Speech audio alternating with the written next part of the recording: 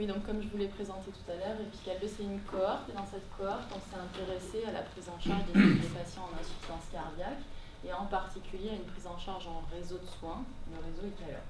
Donc c'est un travail qui est effectué par un de nos doctorants dans notre équipe que l'on co-encadre avec Nathalie Tilly et Fayez Zanad, qui s'appelle Hervé Laborde-Castéo.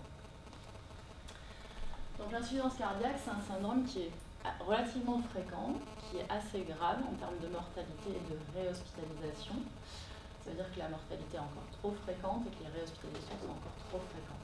Et pour lequel il existe des traitements efficaces, donc des médicaments, les inhibiteurs d'enzymes de conversion, les bêta-bloquants et d'autres médicaments aussi, mais également pour l'accompagnement dans la prise en charge, c'est des démarches qui s'appellent le disease management, où on accompagne le patient et on est au plus proche de lui pour lui permettre d'avoir une meilleure observance, un meilleur contrôle de ses facteurs de risque et des facteurs pronostiques péjoratifs.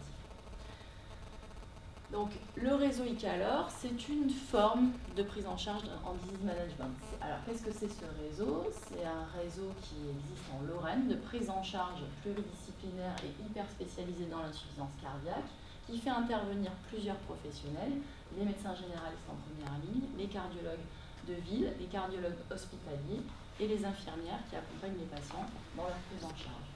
Et tous ces professionnels-là partagent un système d'information commun qui leur permettent d'avoir des données actualisées sur leurs patients et gèrent un système d'alerte, c'est-à-dire que quand l'infirmière va au domicile du patient, elle peut alerter rapidement le cardiologue pour une prise en charge si elle s'aperçoit qu'il y a un facteur d'aggravation qui est perturbé, qui est présent. Dans ce réseau, il y a aussi une démarche d'éducation thérapeutique qui est entreprise, qui consiste à informer les patients sur comment mieux vivre avec leur maladie. Alors, mieux vivre avec leur maladie, ça veut dire quoi? Ça veut dire éviter les facteurs de risque qui risquent de précipiter les aggravations. Ça veut dire avoir une meilleure alimentation. Ça veut dire avoir une activité physique adaptée. C'est aussi les informer sur quels sont les médicaments qu'ils prennent, quels sont leurs effets indésirables, et quels dispositifs médicaux ils sont susceptibles de recevoir, et comment on surveille l'évolution et l'apparition d'événements indésirables.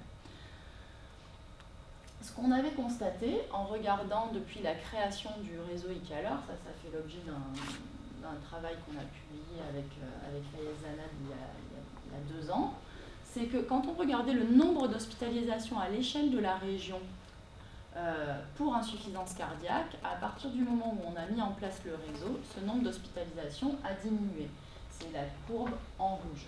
Il a diminué par rapport aux hospitalisations qui auraient été observées si on avait été dans la continuité de l'évolution de la courbe rouge, c'est-à-dire c'est la courbe en rouge en pointillé. Le comparatif en bleu, ce sont les hospitalisations pour insuffisance cardiaque qui ont été observées à l'échelle de la France entière, qui, elles, ont continué à augmenter sur la même dynamique qu'avant 2006, c'est-à-dire en dehors de la France, en dehors de la Lorraine, il n'y avait pas le réseau ECALER. Le problème avec ce genre de données-là, ce qu'on appelle écologique, c'est-à-dire que on a le nombre d'hospitalisations pour insuffisance cardiaque, ça c'est la réalité, c'est vraiment décrit. On a la date de création du réseau, mais on ne sait pas parmi ceux qui ont été hospitalisés s'ils ont bénéficié du réseau, de la prise en charge en réseau ou pas. On a juste les données d'hospitalisation. Donc on ne peut pas conclure en termes de causalité et imputer l'effet de la diminution des hospitalisations observées en Lorraine à la création du réseau. Donc, nous, on s'est intéressé dans EPICAL 2 au devenir des patients en insuffisance cardiaque, notamment quand ils bénéficiaient de cette prise en charge en réseau, et on l'a comparé au devenir des patients lorsqu'ils n'étaient pas exposés à cette prise en charge en réseau, et on a pris comme événement d'évolution le décès, parce qu'on n'a pas encore accès aux données d'hospitalisation, mais c'est ce qu'on va faire dans un deuxième temps. Donc, l'objectif, c'est d'évaluer l'effet de la prise en charge en réseau de soins spécialisés, le réseau ECALER, sur la mortalité durant la première année de suivi, donc on est dans une cohorte, il y a eu une inclusion puis il y a eu un suivi pendant 1 an chez les patients d'insuffisance cardiaque. Donc je ne reviens pas sur la cohorte, mais je veux rapidement, donc c'était une cohorte de 2300 patients, les facteurs d'exposition étudiés à l'inclusion comprenaient cette prise en charge, l'exposition à cette prise en charge par le réseau ECALER ou pas, et puis on a suivi les gens pour le décès en l'occurrence à 1 an, pour ce qui nous intéresse ici. Donc je reviens sur mon schéma de cohorte tout à l'heure. on a regardé les patients qui étaient exposés à Ecalor, donc c'était une première sous-cohorte, un premier sous-groupe, et on a comparé la survenue du décès, donc la mortalité, à 1 an chez ces patients-là, et on l'a comparé à la survenue de mortalité chez les patients qui n'étaient pas dans le réseau Ecalor, mais qui étaient quand même dans notre cohorte Hôpital 2. Et ce qu'on souhaite montrer, c'est que le risque de décès est moins important chez ceux qui sont exposés à Ecalor, c'est-à-dire qu'Ecalor est un facteur protecteur de la mortalité. Et ça, on le fait en utilisant un outil qui est le rapport de mortalité, qui s'exprime sous la forme d'un hazard ratio, c'est un rapport de risque. Et ce qu'on voudrait, c'est qu'il soit inférieur au chiffre 1. Ça voudrait dire qu'effectivement, à ce moment-là, l'exposition à Ecalor est protectrice. Alors d'abord, on a regardé la survie des patients pendant une année de suivi. Et ce qu'on constate, c'est que vous voyez les patients qui sont exposés à Ecalor qui sont en rouge sur cette diapositive. Alors comment ça fonctionne, ces courbes? En fait, tout le monde est vivant au début, et puis au fur et à mesure, il y a des patients qui meurent. À chaque fois qu'il y a des patients qui décèdent, hop, pouf, ça fait une petite marche en escalier dans la courbe.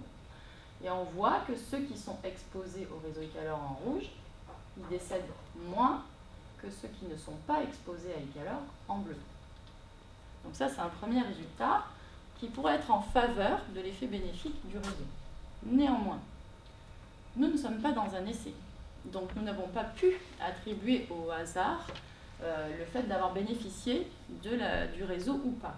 Et quand on compare ceux qui ont bénéficié du réseau à ceux qui n'ont pas bénéficié de la prise en charge en réseau, on constate notamment, par exemple pour l'âge, que ceux qui n'ont pas bénéficié du réseau, ils sont en moyenne 4 ans plus âgés que ceux qui ont bénéficié du réseau. Or, on sait que l'âge, c'est un facteur qui est associé à la mortalité. Plus on est vieux et plus on a de risques de décéder. Donc ces patients ne se ressemblent pas complètement, ils ne sont pas comparables. Il y a un certain nombre de facteurs sur lesquels ils diffèrent, qu'on appelle des facteurs de confusion. Les groupes ne sont pas équilibrés. Donc on a des techniques statistiques qui nous permettent de tenir compte de ces facteurs de confusion et de faire comme si ils étaient égaux dans les deux groupes. En gros. Ces méthodes, ça s'appelle des analyses multivariées. Alors ça a des noms un peu complexes, hein, par exemple l'analyse de Cox ou la pondération par un score de propension. Enfin, bon, peu importe si vous ne retenez pas les noms. Mais quand on tient compte de ces facteurs de confusion potentielle, donc les déséquilibres entre les groupes, eh bien, on obtient quand même un rapport de risque de mortalité qui est inférieur à 1. Et le nuage de points, comme vous l'expliquait Nicolas Girard tout à l'heure, il est aussi inférieur à 1 sur sa borne supérieure. Ça veut dire que ce résultat-là est en faveur d'un effet bénéfique du réseau sur la mortalité. En d'autres termes, les patients qui bénéficient du réseau ont moins de probabilité de décéder que ceux qui n'en bénéficient pas. Quand on utilise une autre technique, on trouve un résultat sensiblement identique, hein, avec un hasard ratio un petit peu différent, mais toujours inférieur à 1, et avec son intervalle de confiance qui est inférieur à 1. Ce qui signifie que donc, le risque de décès est moins important chez les patients qui sont exposés au réseau que chez les patients qui ne sont pas exposés, et ça c'est en faveur d'un effet protecteur de la prise en charge en réseau chez les patients d'insuffisance cardiaque dans notre cohorte. Ces résultats qu'on a retrouvés dans notre cohorte, ils sont concordants avec d'autres résultats de la littérature scientifique qui ont, eux, produit des essais sur ces prises en charge en réseau qui montraient que les prises en charge en réseau étaient efficaces. Il fallait qu'on le vérifie en France dans un contexte de santé particulier parce que quand on dit prise en charge en réseau, ce n'est pas tout à fait la même prise en charge à chaque fois. Quand on teste un médicament, on peut avoir une manière standardisée de reproduire le médicament. On met tant de milligrammes de ça, tant de milligrammes de ça, et toutes les gélules sont identiques. Quand on fait une prise en charge en réseau, comme elles sont très personnalisées, on n'a pas toujours les mêmes composants dans la prise en charge. Par exemple, l'éducation thérapeutique n'est pas toujours la même, le côté des systèmes d'alerte ne sont pas toujours les mêmes, les professionnels impliqués ne sont pas toujours les mêmes, si bien que les patients ne reçoivent pas exactement la même chose comme dans le cas d'un médicament. Et du coup, il fallait qu'on vérifie cela, mais on ne pouvait pas proposer un essai parce que des essais avaient déjà montré les effets bénéfiques de certaines prises en charge en réseau. Mais on est content d'avoir le même résultat parce que ça va dans le même sens, donc ça veut dire que c'est encore plus en faveur de ce qu'on retrouve. C'est confortant dans notre démarche et ça signifie en d'autres termes qu'un accompagnement dans la prise en charge de l'insuffisance cardiaque par un réseau de soins spécialisés est susceptible d'être bénéfique et ce, en population générale. les patients en insuffisance cardiaque. Comme je vous l'ai dit tout à l'heure, on travaille à partir d'un petit échantillon, les 2300 patients, mais avec les techniques épidémiologiques et statistiques qu'on utilise, on peut tirer des conclusions à l'échelle des populations qui leur ressemblent, desquelles ils ont été issus. Voilà, je vous remercie pour votre attention.